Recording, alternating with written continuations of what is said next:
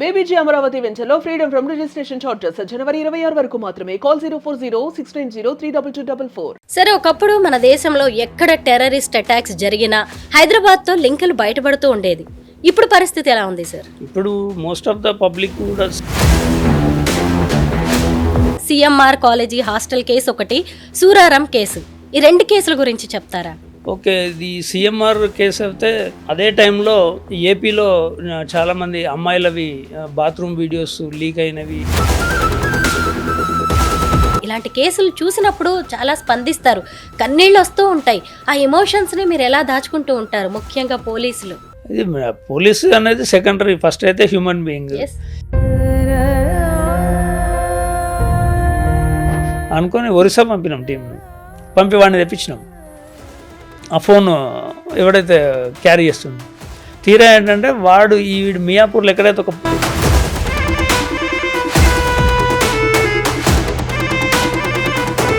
కానీ పార్ట్ 1 గురించి మాట్లాడుకుందాం. పోలీస్ అవ్వడానికి మీరేంటి?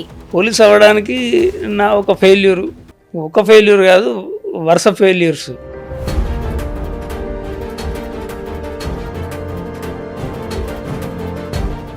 అందరికీ నమస్కారం, నేను Swaroopa Potlapalli. Welcome to Suman TV. కనిపించే 3 సింహాలు నీతికి, న్యాయానికి, ధర్మానికి సంకేతాలైతే కనిపించని 4వ సింహమే పోలీస్. ఎస్, ఈ సినిమా డైలాగ్ ఎంత పాపులరో మనందరికీ తెలిసిందే. ఇది 100కు 100% నిజం. ప్రజారక్షణకు, శాంతి భద్రతల పరిరక్షణకు తమ జీవితాలను పణంగా పెడుతూ ఉంటారు పోలీసులు. ప్రస్తుతం నాతో పాటు ఉన్నారు counter intelligence ACP Bhimreddy Srinivasareddy గారు. ఆయన తన జీవితాన్ని పోలీస్ డిపార్ట్మెంట్లోకి రావడానికి ముందు, వచ్చిన తర్వాత ఇలా 2 పార్ట్లుగా చెప్పవచ్చు అంటూ ఉంటారు. ఇంటర్ 5 ఏళ్లు చదివిన ఆయన గ్రాడ్యుయేషన్కి వచ్చేసరికి యూనివర్సిటీ టాపర్గా నిలిచారు. ఎస్ఐ నుంచి ఏసీపీ వరకు ఆయన ప్రస్థానం ఎలా నడిచింది, ఆయన 30 ఏళ్ల కెరీర్లో ఛాలెంజింగ్ కేసెస్ ఏంటి, ఇలా అనేక ఇంట్రెస్టింగ్ విషయాల్ని భీమ్రెడ్డి శ్రీనివాసరెడ్డి గారిని అడిగి తెలుసుకుందాం. సరే, నమస్తే. ప్రస్తుతం మీరు సైబరాబాద్ కమిషనరేట్లో ఏసీపీగా ఉన్నారు.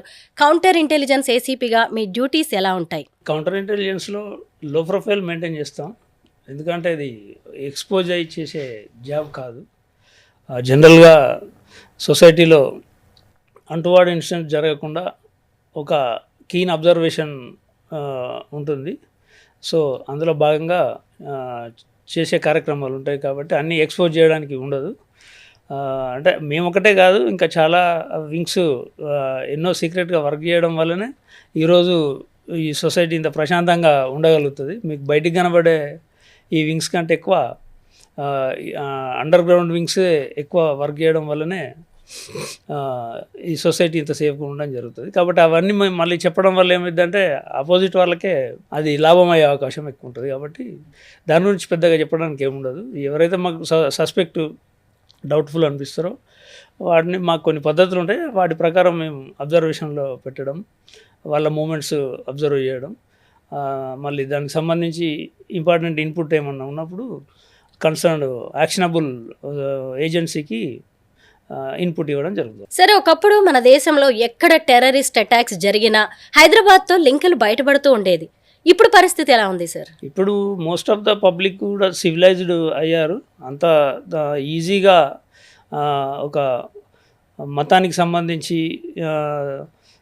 రెచ్చగొట్టే ధోరణిని ప్రజలు యాక్సెప్ట్ చేయట్లేదు. అయినా కొన్ని వర్గాలలో దురదృష్టవశాత్తు ఇంకా వాళ్ళకి చిన్నప్పటి నుంచి చెప్పిన విధానము, లేకపోతే వాళ్ళు పెరిగిన వాతావరణము, కొన్ని వర్గాలలో ఇంకా కొంత ద్వేషభావం అనేది ఉన్నది. దాంతో కొంతమంది స్టిల్ చేస్తున్నారు, కానీ వారికి ఇంతకుముందు దొరికినంత సపోర్టు పబ్లిక్ నుంచి కానీ సొసైటీ నుంచి కానీ దొరకట్లేదు. సో కాబట్టి వాళ్ళు ఎక్కువసార్లు ఫెయిల్ అవుతున్నారు. ఎప్పుడో ఒకసారి సక్సెస్ అయినా కూడా వాళ్ళు 99 సార్లు ఫెయిల్ అయ్యి ఒకసారి సక్సెస్ అయినా వాళ్ళు సక్సెస్గానే చెప్పుకుంటారు. కాకపోతే 99 టైమ్స్ మన పోలీస్ డిపార్ట్మెంట్ కానీ డిఫెన్స్ మెకానిజం కానీ మేమే సక్సెస్ అవుతా ఉంటాం. రీసెంట్గా ఒక డాక్టర్ టెర్రరిస్ట్ అటాక్కి ప్లాన్ చేశారు. గుజరాత్ పోలీసులు దాన్ని బ్లాస్ట్ చేశారు. మరి హైదరాబాద్ పోలీసులు ఎందుకు కనిపెట్టలేకపోయారు? అంటే వాళ్ళు ఇక్కడ ఓపెన్గా యాక్టివిటీ చేయకపోవడం, అట్లీస్ట్ పక్క వాళ్ళతో కూడా డిస్కస్ చేయకుండా, ఈవెన్ ఇంట్లో వాళ్ళకి కూడా తెలియకుండా తను సొంతంగా చేసుకున్నప్పుడు అది పోలీసు కాదు, ఆ దేవుడు కూడా కనిపెట్టే అవకాశం ఉండదు. దానికి సంబంధించి యాక్టివిటీ బయటకు వచ్చినప్పుడే అది బయటపడుతుంది. ఏ పోలీస్ అయినా పోలీసే. గుజరాత్ పోలీసు వేరు, హైదరాబాద్ పోలీసు వేరు అని కాదు. మన వాళ్ళు పోయి గుజరాత్లో పట్టుకొచ్చిన సంఘటనలు, గుజరాత్ వాళ్ళు మన దగ్గర పట్టుకున్న సంఘటనలు ఉంటాయి. కాబట్టి పోలీస్ అనేదానికి పరిమితమైన పరిధి అనేది ఏమి ఉండదు. ఏసీపీ శ్రీనివాసరెడ్డి గారు అనగానే 2 కేసులు ఎక్కువగా వినిపిస్తూ ఉన్నాయి sir. CMR college hostel case ఒకటి, సూరారం కేసు. ఈ 2 కేసుల గురించి చెప్తారా? ఓకే, ఇది సిఎంఆర్ కేసు అయితే అదే టైంలో ఏపీలో చాలామంది అమ్మాయిలవి బాత్రూమ్ వీడియోస్ లీక్ అయినవి అని చాలా పెద్ద ఇష్యూ నడుస్తున్న టైం అది. సో అదే సమయంలో సిఎంఆర్ కాలేజీలో కూడా అట్లాంటిదే ఒక అమ్మాయి నన్ను స్నానం చేస్తుంటే అక్కడున్న వర్కర్ కిటికీలోంచి చూస్తున్నాడు, బాత్రూమ్ వెంటిలేటర్ని చూస్తున్నాడు, ఫోటోలు కూడా తీసి ఉంటారు అని నాకు డౌట్ ఉంది అని ఆ అమ్మాయి చెప్పేసరికి అమ్మాయిలంతా కూడా విపరీతంగా ప్యానిక్ అయిపోయారు. నాకు కూడా వందల ఫోన్లు వచ్చినవి. మేజర్గా నేను కరీంనగర్ ఏరియాలో ఎక్కువ చేసినాను కాబట్టి ఆ సిఎంఆర్లో కూడా ఎక్కువ మంది కరీంనగర్ నుంచే ఉన్నారు అమ్మాయిలు. వాళ్ళ మా పేరెంట్స్ కూడా చాలామంది నాకు ఫోన్ చేయడం జరిగింది, ఏమైంది అని చెప్పి. ఎందుకంటే ఇట్స్ ఎమోషనల్ ఇష్యూ. అమ్మాయిలకి వాళ్ళకి సంబంధించి ప్రైవసీ ఎక్స్పోజ్ అయింది అని అంటే వాళ్ళు మెంటల్గా చాలా ఎగోని ఫీల్ అవుతారు.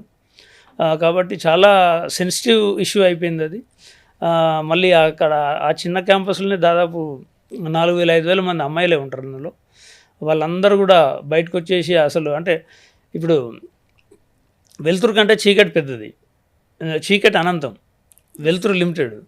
అట్లా ఈ పుకార్లే అనంతం, నిజాలు చిన్నవైపోతాయి. సో అందులో నిజమేందో తెలియదు, అబద్ధాలు మాత్రం విపరీతమైన వేగంతో ప్రచారం జరుగుతాయి. మనకు ఒక సామెత ఉంది కదా, నిజం గడప దాటేలోపు అబద్ధం రెండు రౌండ్లు చెప్పులేసుకొని తిరిగి వస్తుంది అని చెప్పి ఒక నానుడు ఉంది కదా.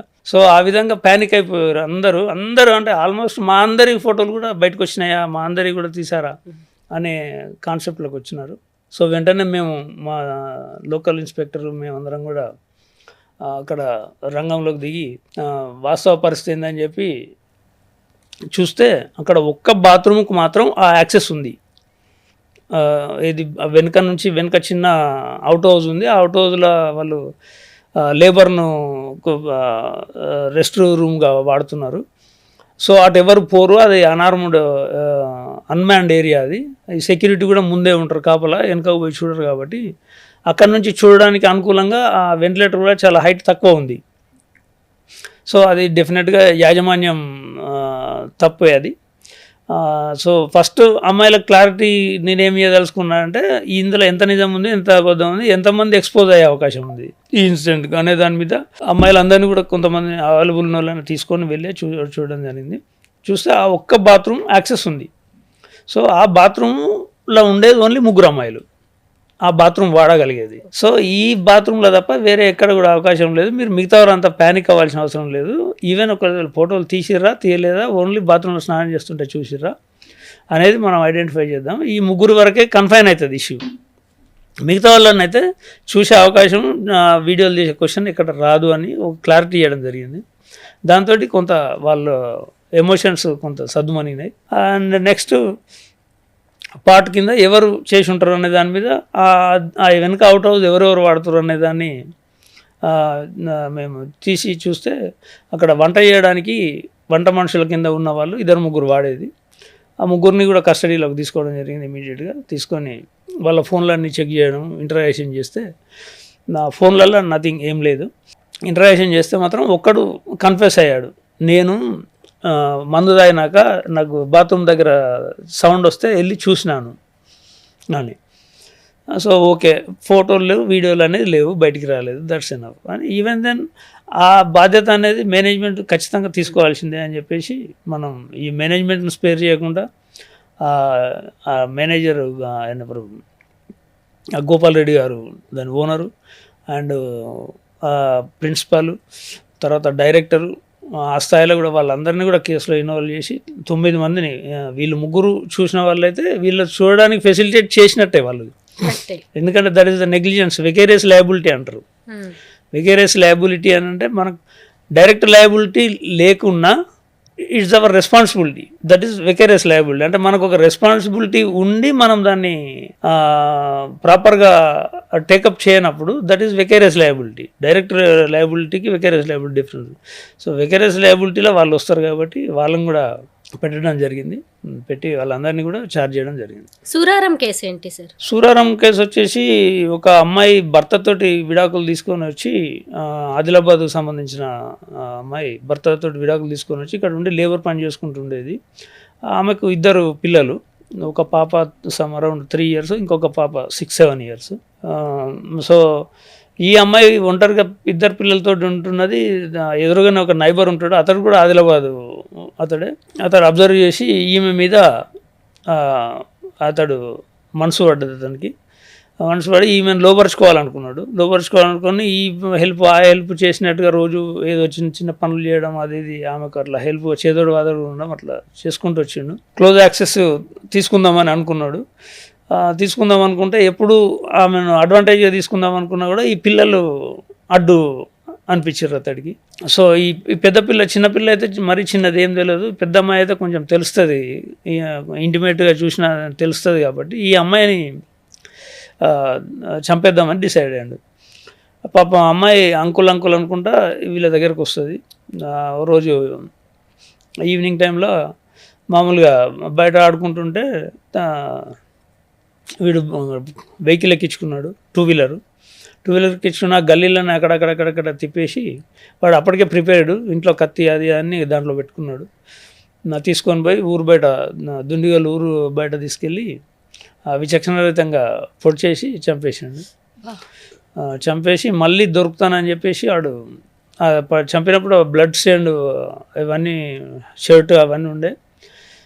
అట్లే మళ్ళీ ఇంకో దారి వాడి మళ్ళీ ఇంట్లోకి వెళ్ళిపోయి ఇంట్లో షర్ట్ అది పెట్టేసి మళ్ళీ వచ్చేసి ఈమెతోటి మామూలుగానే ఉన్నాడు, చంపేసి వచ్చి ఇదే మదర్ తోటి మామూలుగా ఉంటారు. నా బిడ్డ బయటికి పోయింది ఆడుకుంటానని ఇంకా వస్తలేదు అని అంటే అక్యూజ్డ్ ఈమె 2 కలిసే పోలీస్ స్టేషన్కి వచ్చారు దరఖాస్తు ఇవ్వనికి. ఆమె అసలు ఇతన్ని సస్పెక్ట్ చేయలేదు ఆమె, ఎందుకంటే క్లోజ్గానే ఉంటాడు. బండి మీద తీసుకుపోయి మళ్ళీ తీసుకొచ్చి ఇంటి ముందర దింపి కొద్ది దూరం ముందు పోయి మళ్ళీ రమ్మన్నాడు. ఈమెకేం తెలుసు, ఈ ఆడిపించి తీసుకొచ్చి ఇంటి ముందు దింపిడానే తెలుసు ఈమెకు. మళ్ళీ మళ్ళీ బండి ఎక్కింది ఈమె చూడలేదు. వాడు కావాలని అట్లా క్రియేట్ చేసిండు. మళ్ళీ వచ్చి వీళ్ళతో తిరిగిండు, మా పోలీస్ తోటి కూడా తిరిగిండు, సీసీ కెమెరాలు చూసుకుంటా. మేము మిస్సింగ్ కేసు రిజిస్టర్ చేసి చూస్తాం కదా, చూసే టైంలో కూడా వీడు ఉన్నాడు. సో వెంటనే సాయంత్రం వరకు చూసినాము, ఎక్కడ కనబడకపోతే లాస్ట్ ఒకసారి వీడు దింపి మళ్ళీ వెళ్ళిపోయింది. ఒక దగ్గర క్యాచ్ అయింది. అది చిన్న స్లమ్ ఏరియా యాక్చువల్, అక్కడ సీసీ కెమెరాస్ కూడా లేవు. చాలా కష్టపడి చూడడం జరిగింది. మా టీం అంతా సిసిఎస్ టీం ఉంటుంది, ఐడి పార్టీ వాళ్ళు ఉంటారు, తర్వాత డిటెక్టివ్ టీం, వీళ్ళంతా దింపడం జరిగింది. చిన్న పాప మిస్ అయింది అంటే సంథింగ్ జరిగి ఉంటుంది అనే దాని మీద పెద్ద ఎత్తున 10 టీంల వరకు చేసి అందరినీ అన్ని దిక్కులా చూస్తే ఒక దగ్గర చిన్న క్లూ వచ్చింది. తెల్లారి పొద్దున ఆ క్లూ ప్రకారం వీడు దింపినోడు మళ్ళీ ఎందుకు ఎక్కించుకున్నావు అంటే అది మాకు వీడు మిస్కమ్యూనికేట్ చేసిండు. అక్కడ మళ్ళీ ఎక్కించుకున్నావు కదా నువ్వు అంటే నేను ఎక్కించుకోలేదు అంటాడు. సీసీ ఫుటేజ్లో ఎక్కించినట్టుంది బండి మీద. సో ఇక వాడిని ఎంత ఇంటరాక్ట్ చేసినా వాడు కన్ఫ్యూస్ అవ్వలేదు.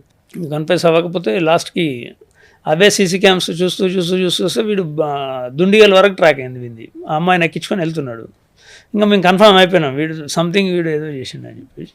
ఇక అప్పుడు మళ్ళీ ఇవన్నీ చూపించి కొంచెం గట్టిగా అడిగినప్పుడు అడ్మిట్ అయ్యాడు, చూపిస్తానని చెప్పి తీసుకుపోయి అది ఒక కంప్లీట్ ఐసోలేట్ ఏరియా లోపల. అంటే మేము ఏమాత్రం నెగ్లెక్ట్ చేసినా ఒక 3-4 డేస్లో ఆ బాడీ అంతా పిట్టిఫై అయిపోయేది. అసలు డెడ్ బాడీనా ఏంటిది అనేది కూడా తెలియకపోవు. చిన్న బ్యాగ్లో కుక్కేసి మూటగట్టి అక్కడ పడేసిండాడు. అది ఎవరు కూడా అబ్జర్వ్ చేయకపోరు, ఎందుకంటే ఓపెన్గా ఉంటేనేమో డెడ్ బాడీ ఉందని చెప్పేవాళ్ళు. చిన్న మూట ఉంటే అక్కడ అంతా గార్బేజ్ అది చేసే ఏరియా ఉంది అక్కడ.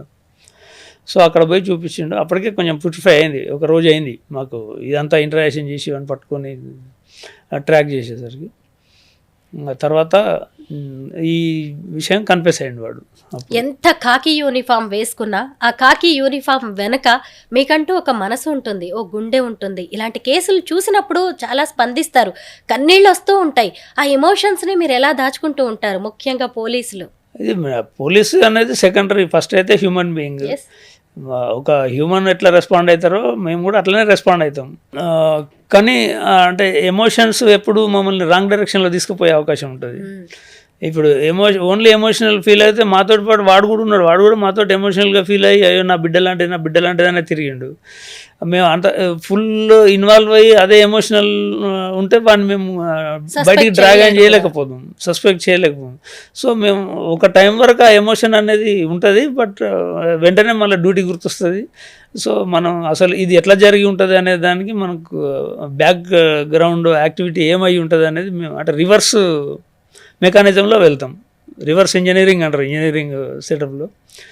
మోస్ట్లీ రివర్స్ మెకానిజంలో వెళ్ళినప్పుడే మాకు ట్రాక్ అవుతాయి ఇష్యూస్. కొన్ని కేసులు అసలు మీరు ఇంటికి వెళ్ళినా నిద్రపోతున్నా కలలోకి కూడా వస్తూ ఉంటాయేమో, భోజనం చేస్తున్నా మిమ్మల్ని వెంటాడుతూ ఉంటాయి కదా. అసలు మీది 30 ఏళ్ల సర్వీస్, ఎన్ని కేసులు చూసుంటారు, ఎంతమందికి న్యాయం చేసుంటారు? ఏదైనా కేసు క్లూలెస్గా ఉండి మీకు ఛాలెంజింగ్గా మారి మీరు ట్రేస్ చేసింది ఉందా? ఒకటి మోస్ట్ ఆఫ్ అంటే నాకు నా పరిధిలో అయితే మర్డర్ కేసులు ఏది కూడా అన్డిటెక్టెడ్గా వదిలిపెట్టలేదు నేను. అన్డిటెక్టెడ్ నా సర్వీస్లో దాదాపు లేవు మర్డర్ కేసు అయితే. థెఫ్ట్ కేసులు కొన్ని అన్డిటెక్టెడ్ ఉన్నవి, ఎందుకంటే దాంట్లో కొంత వేరియస్ రీజన్స్ ఉంటాయి. కొంత అంటే పిటిషనర్ల నెగ్లిజెన్సీ కూడా ఉంటుంది. ఉన్నప్పుడు మేము కూడా ఏం చేయలేము. బజార్లో దీపం పెట్టి దేవుణ్ణి కాపాడమంటే కాపాడలేడు. కాకపోతే ఒక మనిషికి సంబంధించి మాత్రం ఖచ్చితంగా మా రెస్పాన్సిబిలిటీ ఉంటుంది. ఎందుకంటే మేము యూనిఫామ్ వేసిందే అందుకు. ఒక సొసైటీలో ప్రతి మనిషి స్వేచ్ఛగా బతికినన్ని రోజులు బతికే అవకాశం కల్పించే ఉద్యోగం మాది. సో మనిషి చచ్చిపోయినప్పుడు మాత్రం డెఫినెట్గా రెస్పాన్సిబిలిటీ తీసుకుంటాం. సో అందుకే మర్డర్ కేసులు అయితే అన్డిటెక్టెడ్ లేవు నా లిస్ట్లో దాదాపుగా. రీసెంట్గా మాత్రం ఒకటి దుండిగల్లో ఒక ఇష్యూ మాకు రియల్ ఛాలెంజింగ్. అంటే వాడు అన్ని టెక్నికల్గా కూడా ఎక్కడా దొరకకుండా ఈ న్యూ టెక్నాలజీ వాట్సాప్లు కానీ ఫేస్బుక్ కానీ మెసెంజర్ కానీ ఇవి ఎందులో కూడా వాడు దొరకకుండా ఒక మర్డర్ చేసిండు ఒక లేడీని. 35 ఇయర్స్ అరౌండ్ ఉన్న లేడీ, 38 ఉంటుంది. ఆమె కూడా వీడియో సింగిల్ ఉంటుంది. ఒక బాబు ఉంటాడు 20 ఇయర్స్ బాబు, వాళ్ళిద్దరే ఉంటారు. పాపం కొత్తగా ఇల్లు కొనుక్కున్నారు దొండిగల్ ఏరియాలో, but they are hails from Adilabad. వీళ్ళు ఇక్కడికి వచ్చి కొత్తగా ఉండి ఆమె ఒక చిన్న పాల దుకాణం నడుపుతుంది. కొడుకే తీసుకుపోయి పాల దుకాణంలో దింపేసి వెళ్ళిపోతాడు. పాల ప్యాకెట్లను గల్లీలో డిస్పర్స్ చేస్తారు, చిన్న దుకాణం ఉంటుంది కదా షాప్, అందులో ఉంటుంది. మళ్ళీ వీడు అక్యూజ్డ్ వచ్చినాక అక్యూజ్డ్తో పాటు వస్తుంది. వాడు ఎంత టాక్ట్ఫుల్గా బిహేవ్ చేసిండంటే ఆల్మోస్ట్ మియాపూర్ నుంచి 12 కిలోమీటర్లు మాస్క్ పెట్టుకొని వచ్చినాడు. మళ్ళీ వెళ్ళేటప్పుడు కూడా 12 కిలోమీటర్లు మాస్క్ పెట్టుకొని వెళ్ళినాడు.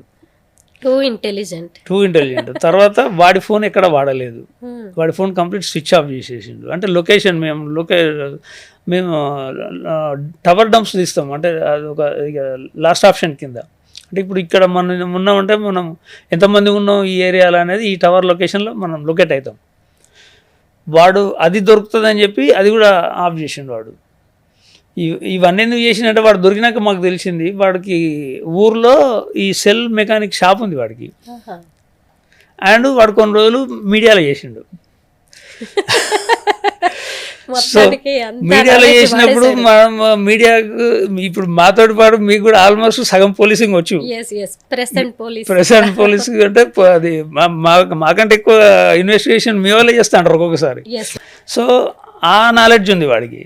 అండ్ సెల్ ఫోన్లు రిపేర్ చేసేది కాబట్టి టెక్నికల్ నాలెడ్జ్ ఉంది కాబట్టి వాడు ఎక్కడ దొరకకుండా వాడు ఫోన్లు కూడా ఆమెతోటి గత కొంతకాలంగా ఓన్లీ వాట్సాప్ కాల్ మాత్రమే, ఒక 3 నెలల నుంచి వాట్సాప్ కాల్ తప్ప వేరే కాల్ మాట్లాడలేదు వాడు. రెగ్యులర్ జిఎస్ఎం కాలే మాట్లాడలేదు వాడు. సో అట్లా అది ఎక్కడ స్విచ్ ఆఫ్ చేసుకొని వచ్చి ఆమె లొకేషన్ తెలుసు కాబట్టి డైరెక్ట్ ఆమె దగ్గరికి వచ్చి ఇంటికి వచ్చి ఆమెతోటి కాంటాక్ట్ అయిన తర్వాత చంపేస్తాడు ఆమెను. చంపి మమ్మల్ని మిస్గైడ్ చేయడానికి ఈ చెవి కమ్మలు ఇట్లా లాగి కావాలంటే ఇప్పినా వస్తాయి చచ్చిపోయిన ఆమెకి. రాబరీ లాగా చేయించినాక ఆ చెవి కమ్మలు లాక్కొని సెల్ ఫోన్ కూడా లాక్కొని వెళ్ళిపోయాడు వాడు. క్లియర్గా కనపడుతుంది ఆమె వీడితో నడిచి వస్తుంది, కానీ వీడికి మాస్క్ ఉంది, ఆమె మామూలుగానే వస్తుంది. మళ్ళీ వెళ్ళిపోయేటప్పుడు మాస్క్ పెట్టుకొని వెళ్ళిపోయాడు. అది 12 కిలోమీటర్లు చూడాలంటే ఎన్ని రోజులు పడుతుంది చూడండి మీరు. 12 కిలోమీటర్స్ సీసీ కెమెరాస్లో, అంటే ఒక్కొక్క కెమెరాను ఒక 5 నిమిషాలు 10 నిమిషాలు చూడగానే దొరకదు కదా, అట్లా ఒక్కొక్కటి హాఫ్ అన్ అవర్ 1 అవర్ అట్లా చూడాల్సి వస్తుంది. ఎందుకంటే ఏ స్పర్ ఆఫ్ ద మినిట్ పడతారు అందులో, స్పర్ ఆఫ్ ద సెకండ్ పడతారు అందులో కెమెరాలో. సో అట్లా చూస్తే లాస్ట్కి ఒక దగ్గర కొంచెం ఒకసారి ఓపెన్ చేసి వాడు బ్రేక్ఫాస్ట్ చేసి మళ్ళీ మాస్క్ వేసుకుంటాడు. మళ్ళీ ఒక దగ్గర బీర్ తాగడానికి ఫస్ట్ వచ్చి బీర్ కొనుక్కునేటప్పుడు మాస్క్ తోటే కొంటాడు. మళ్ళీ పోయి సీసీ కెమెరాలు ఇక్కడనే చూసుకొని సీసీ కెమెరా షాడోలో కూర్చొని బీర్ తాగుతాడు. అంత జాగ్రత్తలు తీసుకున్నాడు. తర్వాత ఈ ఫోన్ కూడా మళ్ళీ క్యారీ చేయడాడు, ఈ ఎత్తుకెళ్ళిన ఫోను. అది స్విచ్ ఆఫ్ చేసి ఒక దగ్గర పడేస్తే అది మాకు 2 days తర్వాత మాకు ఎక్కడ ఒరిస్సాలో దొరికింది. అది ఒరిస్సాలో ఎట్లా దొరికింది, ఒరిస్సా కూడా దొంగ అనుకున్నాం మేము. ఎందుకంటే ఆ belt Dundigal, Suraram, IDA Bollaram belt అంతా మ్యాక్సిమం వర్కర్స్ ఉంటారు, బయట స్టేట్స్ నుంచి వచ్చిన వర్కర్స్. సో మేము వాళ్ళు అనుకున్నాం, వాళ్ళతో ఎవరితో ఈమె అంటే వీడియో కాబట్టి ఎక్కడనో పనికి వచ్చినప్పుడు అప్పుడు ప్లంబింగ్కో వాటికో వీటికో వస్తే ఇల్లీగల్ ఇంటిమసీ డెవలప్ అయి ఉంటుంది, వాడేదో ఆశపడి డబ్బులు దొరుకుతాయని చెప్పి చూసి ఏవి దొరకకపోతే చంపేసి లాక్కొని పోయి ఉంటాడు, ఎక్స్పోజ్ అవుతానని చంపేసి ఉంటాడని అట్లా అనుకొని ఒరిస్సా పంపినాం టీంను. పంపి వాడిని తెప్పించినాం. ఆ ఫోన్ ఎవడైతే క్యారీ చేస్తుండో తీరా ఏంటంటే వీడు మియాపూర్లో ఎక్కడైతే ఒక తుప్పలలో ఫోన్ పడేసినాక కాసేపటికో గంటకో 2 గంటలకో వీడు అక్కడికి వాష్రూమ్కి వెళ్తాడు. వాడు వెళ్ళినప్పుడు ఫోన్ కనబడుతుంది ఆడికి. ఆడు ఫోన్ పట్టుకొని ఫోన్ దొరికింది అనుకుంటాడు. దొరికింది అనుకొని వీడు మళ్ళీ ఏం చేస్తాడు, నెక్స్ట్ డేనో ఇప్పుడు లారీలో వీడు ఒరిస్సా వెళ్ళిపోతాడు వాడి సొంతూరుకి. పోయి అక్కడ ఫోన్ ఆన్ చేస్తాడు, ఫోను వాడి సిమ్ వేసుకొని ఆన్ చేస్తాడు. మేము సిఐఆర్ అట్లా అప్లోడ్ చేసినాం కాబట్టి టెక్నాలజీలో మాకు ఒరిస్సా లొకేషన్లో ఫోన్ వచ్చింది. పట్టుకొస్తే మంది అది స్టోరీ. మళ్ళీ సరే ఫోన్ దొరికింది. ఫోన్లో ఇంకా మాకు అక్యూజ్డ్ ఫోన్ లేదు, విక్టిమ్ ఫోన్ దొరికింది. ఇప్పుడు అట్లీస్ట్ అప్పటిదాకా విక్టిమ్ ఫోన్ కూడా లేదు మా చేతిలో. విక్టిమ్ ఫోన్ దొరికింది కదా, మాకు ఇంకా ఆమె ఏ సోషల్ మీడియాలో యాక్టివ్ ఉన్నా మాకు దొరికిపోతుంది అని చెప్పి, ఆమె అన్నిట్లో యాక్టివే ఉండేది, ఆమె ఫేస్బుక్ మెసెంజర్ అన్నిట్లో అని చెప్పి చూస్తే వాడు రీబూట్ చేసిండు ఫోను. పడేసే ముందు రీబూట్ చేసి పడేసిండు వాడికి తెలుసు కదా టెక్నాలజీ. ఇంకా అప్పుడు ఇది ఖచ్చితంగా ఇక్కడ జరిగింది కాదు, ఈమెకు ఖచ్చితంగా వీడు అఫైర్ మెయింటైన్ చేసేవాడే. ఈమెకు అఫైర్ ఎక్కడి నుంచి ఉందో అంటే అఫైర్ ఎవరు చెప్తారు, ఎవరు చెప్పరు కదా. కొడుకుని అడిగితే మా అమ్మ అట్లాంటిది కాదు సార్ అంటాడు. ఇంకా మేము ఆమె ఎక్కడైతే ఏరియా ఉందో ఆ ఏరియా నుంచి ఇన్వెస్టిగేషన్ స్టార్ట్ చేసినాం, ఆదిలాబాద్ నుంచి. ఇంకా ఆమె పర్సనల్ రిలేషన్కి సంబంధించిన ఇన్వెస్టిగేషన్లో స్టార్ట్ చేసినాం. అదొక వింగ్, అది నడుస్తుంది. ఈ లోపల టవర్ డంప్ తీసుకుంటాం. టవర్ డంప్ తీసుకుంటే 1 లక్ష వస్తాయి. ఆ టవర్ కింద ఉన్న ఫోన్ నెంబర్లన్నీ అన్నీ ట్రాక్ చేసుకుంటూ వెళ్తే ఈ ఫోన్ ఈమెది వచ్చిన తర్వాత ఒకసారి వీడు తీసుకున్నాక ఒక్క అమౌంట్, చిన్న అమౌంట్, ఒక 1000 రూపీస్ 800 రూపీస్ ఒక నెంబర్కి ట్రాన్స్ఫర్ కొడతాడు వీడు, అక్యూజ్డ్ వాడు. అది ఎక్కడికి పోయింది, ఒక గేమింగ్ యాప్కి పోయింది. అది గేమింగ్ యాప్ అని మాకు అప్పటి వరకు తెలియదు. అది ఉత్తరప్రదేశ్ ఏరియాకి పోయింది. అక్కడికి ఒక టీం పంపించినాం.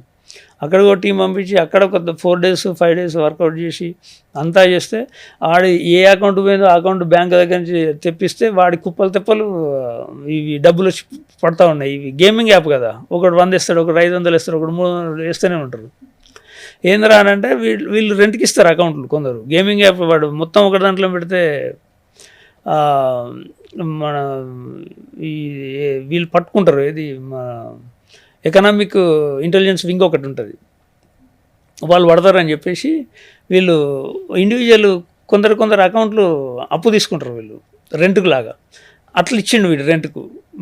మాకు ఎవడైతే ట్రాక్ అయ్యిండో వాడిని పట్టుకున్నాం మేము.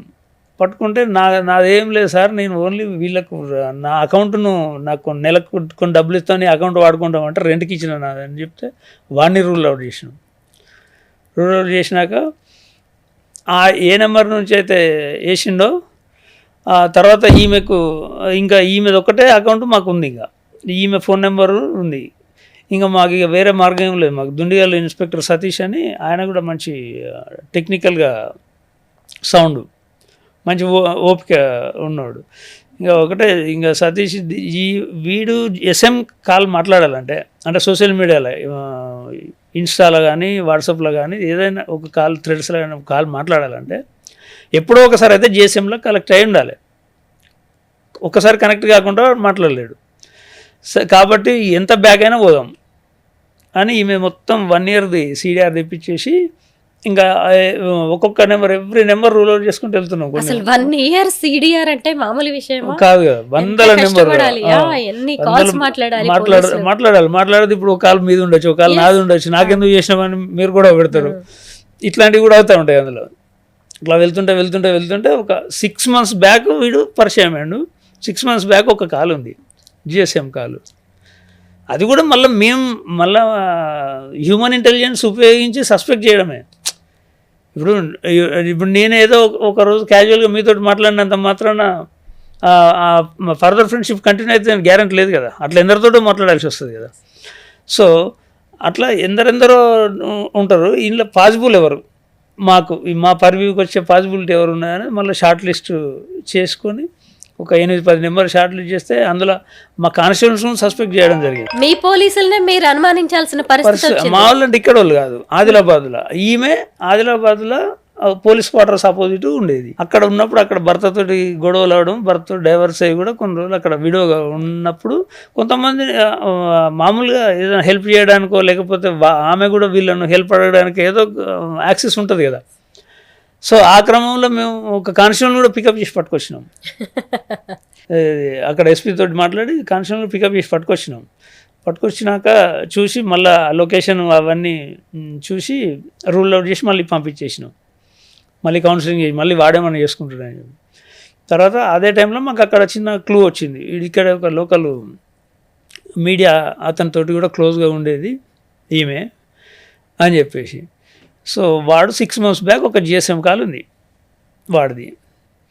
సో అక్కడి నుంచి వాడిని ఇంకా డౌట్ లేదు వీడే అని కన్ఫర్మ్ అయిపోయినాం. అంటే కొంత హ్యూమన్ ఇంటెలిజెన్స్ వాడాల్సి వస్తుంది.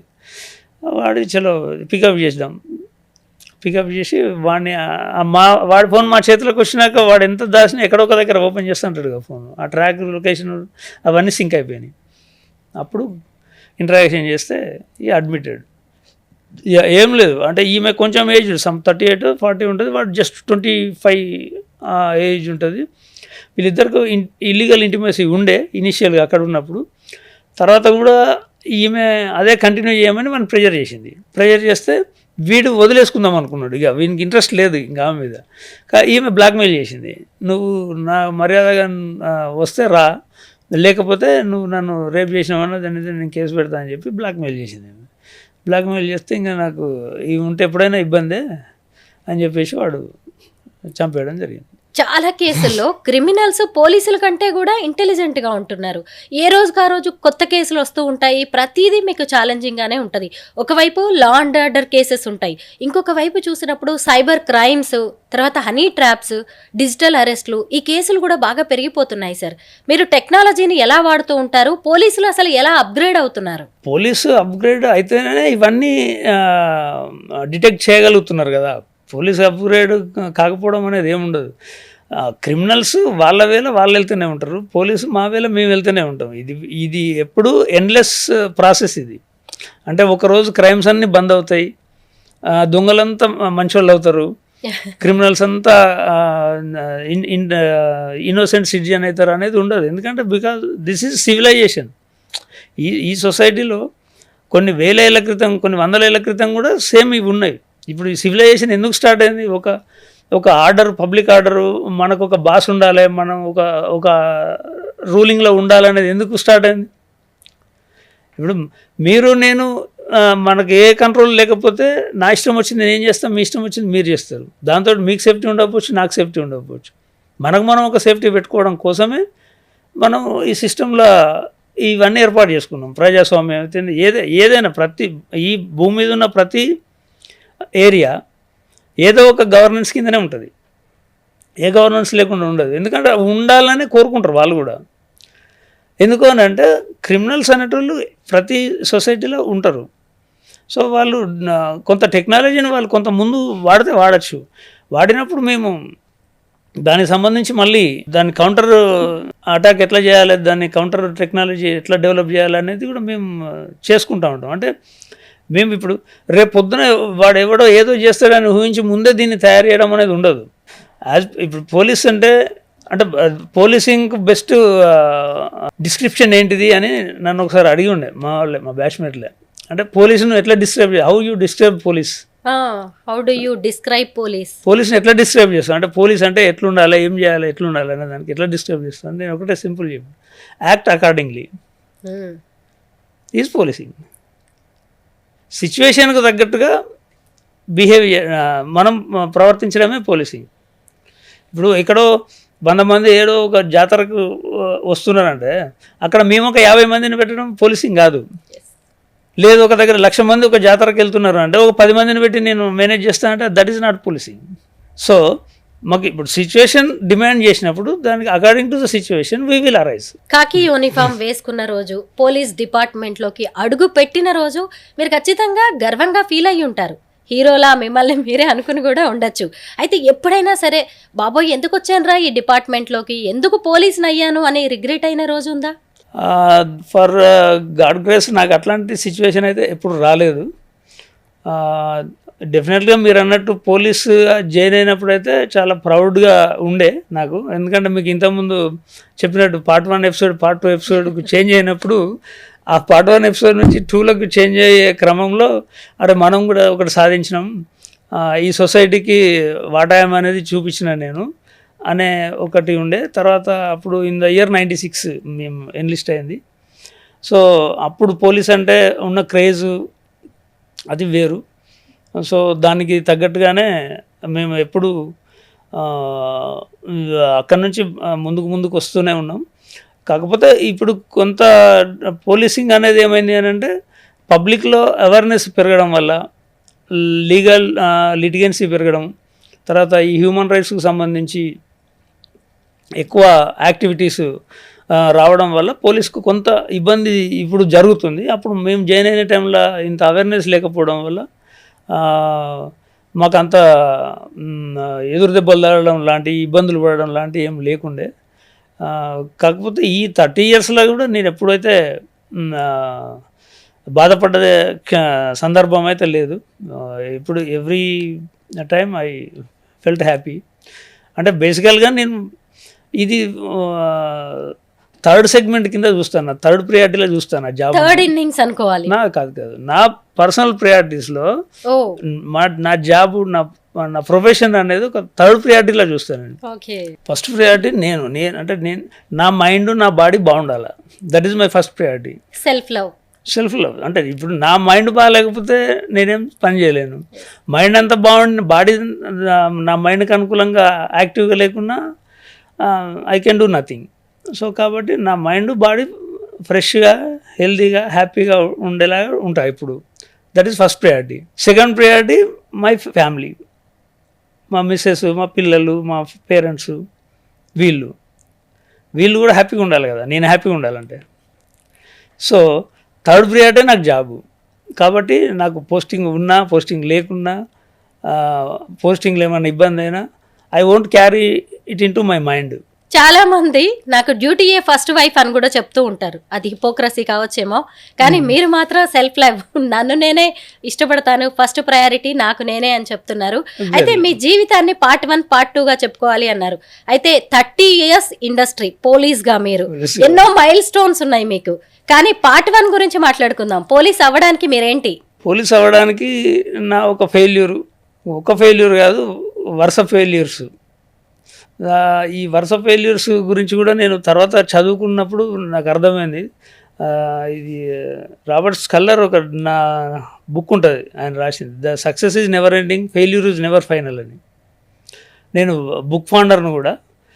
ఈ మధ్య బిజీ అవ్వడం వల్ల బుక్లు ఎక్కువ చదవలేకపోతున్నాను, కానీ ఒక 25 years బిఫోర్ అయితే చాలా బుక్స్ చదివేది. రాబర్ట్ షెల్లర్ బుక్ అది ఒకటి ఉంటుంది. ఆయనది ఇంకో బుక్ కూడా ఉంటుంది, success is never ending, failure is never final. ఒకటి tough times never last but tough people can do. ఈ 2 బుక్స్ నన్ను చాలా ఇంప్రెస్ చేసినవి. సో ఈ నా ఫెయిల్యూర్ ఏంటంటే, నేను ఇనిషియల్గా నా మారుమూల గ్రామం నుంచి వచ్చినాను. నేను చదివిందంతా కూడా గవర్నమెంట్ స్కూల్లే. సో నాకు 10th అంత ప్రాపర్ గైడెన్స్ కూడా ఏం లేదు. నేను జస్ట్ 283 మార్క్స్ తోటి పాస్ అవ్వడం జరిగింది. తర్వాత కాకపోతే నా ప్యాషన్ మ్యాథమెటిక్స్ మీద ఉండేది.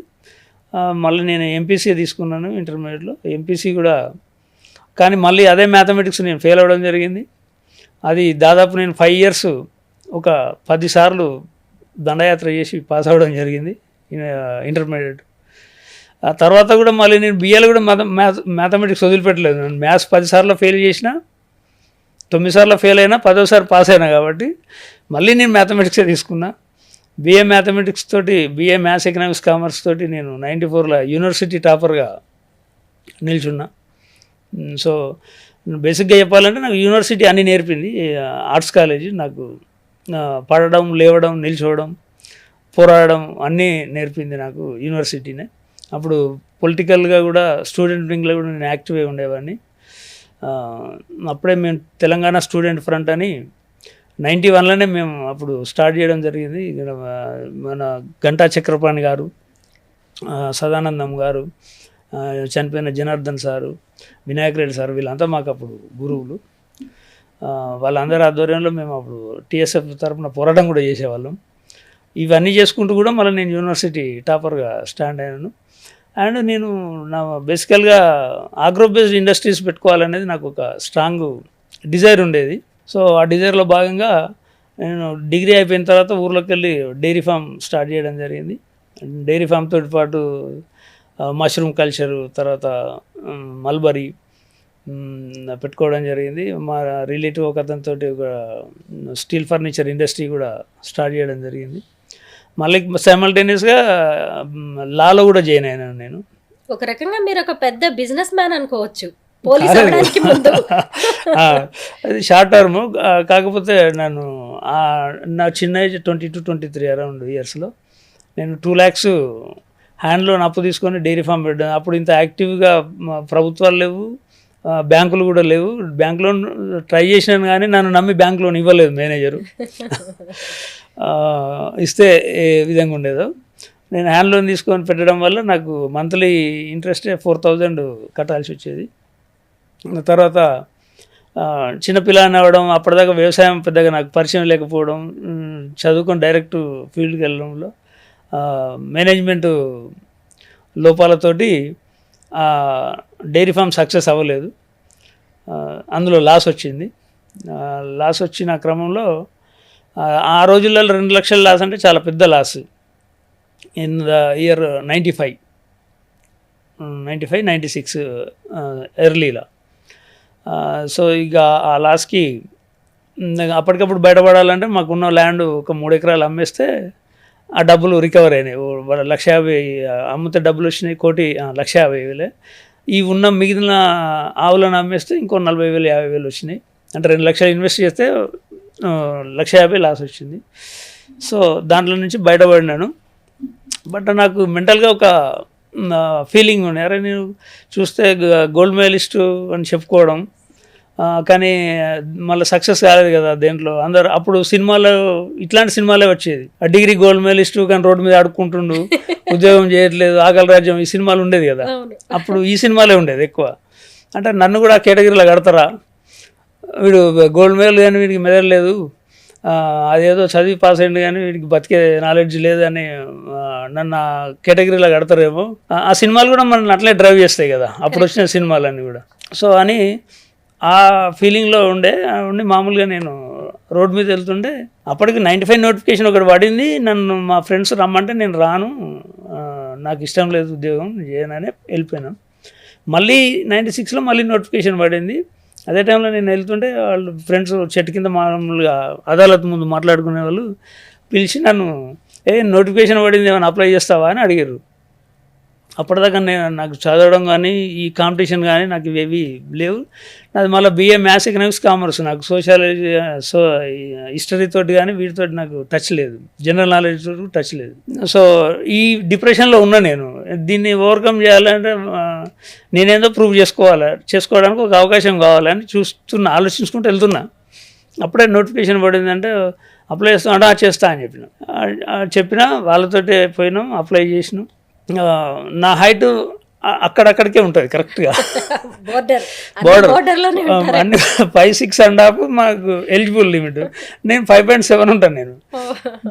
సో హైట్ వస్తుందా రాదో ఒక డౌట్ ఉండే. తర్వాత ఎన్నడూ నేను గ్రౌండ్కి వెళ్ళి నేను వర్కౌట్ చేసినని కాదు, రన్నింగ్ చేయాలి. అప్పుడు 5 ఈవెంట్స్లో 3 ఈవెంట్స్ క్వాలిఫై కావాలి. 100 మీటర్స్ 15 సెకండ్స్లో కొట్టాలా, 800 మీటర్స్ ఎంతో 2.4 మినిట్స్ ఏమో కొట్టాలా, లాంగ్ జంప్, హై జంప్ ఇవి ఉంటాయి. ఇందులో 3 క్వాలిఫై కావాలా. వీటి కోసం రోజు పొద్దున్నే స్కూటర్ వేసుకొని గ్రౌండ్కి వెళ్ళి ఆ గ్రౌండ్లో ప్రాక్టీస్ చేసేవాడిని. చేస్తే రోజు ఏదో 2 ఫెయిల్ అయ్యేటండి, నేను ఒక 3 అయితే వచ్చేటి. అట్లా ఈ ప్రాక్టీసు అదే టైంలో వీళ్ళు బుక్స్లు అన్నీ తెచ్చిచ్చారు. ఈ కాంపిటేటివ్ బుక్స్ ఇవన్నీ ఈ ఫ్రెండ్స్ ఉన్నారు కదా నన్ను రమ్మన్న వాళ్ళు అప్పటికి 91 నుంచి అప్లై చేస్తున్నారు, ఫెయిల్ అవుతున్నారు వాళ్ళు. ఫస్ట్ అటెంప్ట్ నేను హార్డ్లీ 1 month చదివిన. లక్ బాగున్నట్టుంది సార్ మీకైతే. చాలా విషయాల్లో చూస్తున్నా. నేను ఇప్పుడైతే ఏమనుకుంటా అంటే నాకు లక్ బాగా లేకనే అప్పుడు ఉద్యోగం వచ్చింది అనుకుంటా, లేదంటే ఎక్కడ ఉండేవాళ్ళం డెఫినెట్గా.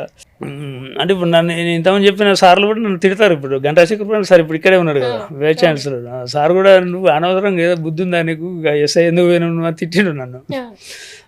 పోలీస్ అవ్వకపోయిండుంటే ఏమయ్యేవాళ్ళు మీరు? డెఫినెట్గా నేను బిజినెస్ మ్యాన్ అయ్యేవాడిని, తర్వాత యాజ్ యూజువల్ పొలిటీషియన్ అయ్యేవాడిని. ఇప్పుడు పొలిటీషియన్లు అంతా వాళ్ళే కదా. కరెక్టే. ఇప్పుడున్న ప్రజెంట్ కంటెంపరీ పొలిటీషియన్స్ అంతా బిజినెస్ మ్యానే కదా. బాగుంది, పోలీస్ అవ్వకపోయిండుంటే పొలిటీషియన్ అయ్యేవాడిని అని. అంతే. మళ్ళీ నాకు పొలిటికల్ కూడా నేను యాజ్ ఎ స్టూడెంట్ కూడా నేను యాక్టివిటీస్లో ఉన్నాను కదా, స్టూడెంట్ లీడర్ గా కూడా ఉన్నారు. సరే, ఫైనల్ గా ఒక్క క్వశ్చన్. అసలు మేము పోలీసులు లేని సిస్టమ్నే ఊహించలేము. పోలీసులు చేస్తున్న సేవలకి, మీ డ్యూటీకి, మీ విధులకి అన్నిటికీ కూడా మేము సాల్యూట్ చేయాల్సిందే, చేతులెత్తి నమస్కరించాల్సిందే. అయితే పౌరులుగా మా బాధ్యతలు ఏంటో చెప్పండి. ప్రజలు ఎలా ఉండాలి అంటే అన్ని పోలీసుల మీదే వేసేయడం కూడా కరెక్ట్ కాదు కదా. ప్రజలు కూడా బాధ్యతాయుతంగా ఉండాలి. ఎగ్జాక్ట్లీ. ఇది really it's very responsible question, intelligent question అయినా ఇట్స్ ఎ రెస్పాన్సిబుల్ క్వశ్చన్, బాధ్యతాయుతమైన ప్రశ్న ఇది. మేజర్గా ఏంటంటే ఇప్పుడు ప్రజలకు ఉండాల్సింది ఏంటంటే అత్యాశ ఉండకూడదు. ఫస్ట్ ప్రతి అఫెన్స్కు బేసు గ్రీడీనెస్సే.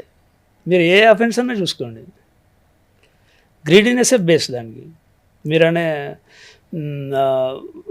చీటింగ్స్ మేజరు, లేదంటే సైబర్ క్రైమ్స్, అండ్ ఇంకొకటి అజాగ్రత్త.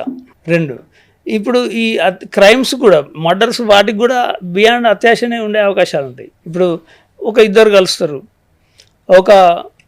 ఒక డీల్ గురించి ఇన్వెస్ట్ చేద్దాం అనుకుంటారు. అందులో కూడా వీడిని మోసం చేస్తాడు, వీడి కోపం వస్తుంది, వాడిని చంపేస్తాడు. లేదు, ఒక అమ్మాయి ఒక అబ్బాయిని ప్రేమిస్తుంది, ప్రేమించే టైంలో చూస్తుంది వాడేదో ఈమెను ఫ్లడ్ చేయడానికి ఒక పెద్ద కారు లేకపోతే పెద్ద కాస్ట్లీ బైకో తీసుకొచ్చి ట్రిప్పులు కొడితే ఈ అమ్మాయి అవే నిజం అనుకుంటుంది. అత్యాశ కదా అది. ఈమె బ్యాక్గ్రౌండ్ ఏంటి, ఈమె కమ్యూనిటీ ఏంటి, ఈమె లెవెల్ ఏంటి. ఇప్పుడు కయ్యానికైనా వియ్యానికైనా సమానులు కావాలనేది సామెత, కానీ అక్కడ మర్చిపోతున్నారు కదా అమ్మాయిలు కూడా. మర్చిపోయి ఇప్పుడు ఉన్న అందమే శాశ్వతం, నేనే గొప్ప, నేను అందంగా ఉన్నా కాబట్టి నన్ను అతడు అట్రాక్ట్ చేస్తున్నాడు, నా వెనుక పడుతున్నాడు అని అనుకుంటాడు. పడుతున్నాడు నిజమే, నువ్వు అందంగా ఉన్నది నిజమే, నీ అందం అంతా కొంతకాలమే, తాత్కాలికం, కొంతకాలమే. ఈ అందంగా ఉన్నంతసేపు వాడుకుంటాడు, తర్వాత నేను వదిలేస్తాడు కదా. నువ్వు ఎప్పుడు కాంపిటీట్ అవుతావు? అతడి అంచనాలకు అనుగుణంగా నువ్వు కూడా ఎదిగినప్పుడే కాంపిటీట్ అవుతావు. అది నిలిచి ఉంటుంది సిస్టంలో. లేనప్పుడు అక్కడ ఏమవుతుంది? ఇప్పుడు నేను ఇంతకుముందు చెప్పిన మర్డర్ కేసు, వాడికి ఏముంది, వాడికి వాడికి ఒక ఇంటిమసీ డెవలప్ అయింది. Illegal intimacy. డెవలప్మెంట్ వాడు యంగ్ ఏజ్లో ఉన్నప్పుడు వాడికి ఒక లేడీ అవసరం అనిపించింది, వాడుకున్నారు. వాడికి హ్యాపీ ఉంది, ఈమెకు హ్యాపీ ఉంది. ఈమెకు భర్త లేడు, నడిచింది. ఈమె అది కంటిన్యూ కావాలనుకుంది. కానీ ఈమె అక్కడ మరి నేను 40 ఏళ్ళు, వాడు 20 ఏళ్ళు, వాడి ప్రియారిటీస్ వాడికి ఉంటాయి. వాడి తర్వాత పెళ్ళైంది కాలక్రమేణా. వాడి భార్య ఉన్నప్పుడు వాడి ఆలోచనలు మారుతాయి డెఫినెట్గా. ప్రాక్టికల్గా ఆలోచించాలంటారు మీరు. ఎగ్జాక్ట్లీ. ప్రాక్టికల్గా ఆలోచించినప్పుడు మన పరిధి ఏంటి, మనం దేనికి సూట్ అవుతాం, మనకు ఏది అవసరం, ఎంత అవసరం అనేది మనకు క్లారిటీ ఉన్నప్పుడు అఫెన్సులు జరగవు. బాగుంది సార్, మీతో మాట్లాడడం, అనేక రకాలైన కేసుల గురించి తెలుసుకోవడం, మీ లైఫ్ జర్నీ గురించి ఇన్ని ఇంట్రెస్టింగ్ విషయాలు మీరు మాతో షేర్ చేసుకోవడం అనేది చాలా హ్యాపీగా అనిపించింది. Thank you so much sir. Thank you అండి.